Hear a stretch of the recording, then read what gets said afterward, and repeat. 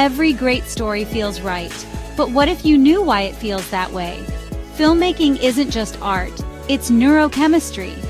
In this video, we'll show you how to map audience emotion using brain science, so you can tell stories that truly stick. Before you block your shots or write a single line of dialogue, ask yourself, what do I want the audience to feel right here? Use emotion as your compass. The goal isn't just resolution, it's to guide your audience through a chemical journey. Dopamine, oxytocin, adrenaline, serotonin, a real-time experience in the brain. Let's break it down. Want the audience to bond with your character? Use close-ups, soft lighting, eye contact. That's oxytocin. Need suspense? Limit information. Build tension with sound and pacing.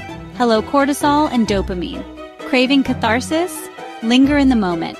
Add music. Let it breathe. You're triggering endorphins and serotonin.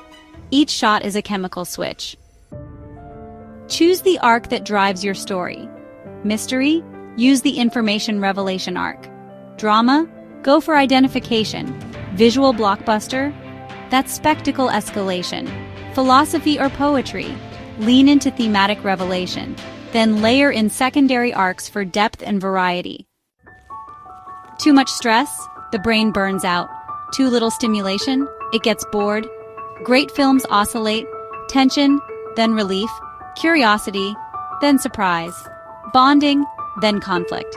Use pacing to manage your audience's mental state. Your tools are powerful. Color cool tones calm, red stimulate, music builds or subverts emotion. Editing rhythm, fast cuts equal tension, long takes equal empathy. Even silence can shape a viewer's brain chemistry. This isn't theory, it's a tool. Map your scene emotionally. Ask, what neurochemical is at play here? What do I want the audience to feel right now? And if you're not sure, test it. Watch the scene. Feel it in your gut. Your body knows. In the end, stories aren't just told, they're felt. And when you understand how emotion moves through the brain, you don't just direct a film, you direct a journey. Your audience may forget the dialogue, but they'll never forget how you made them feel.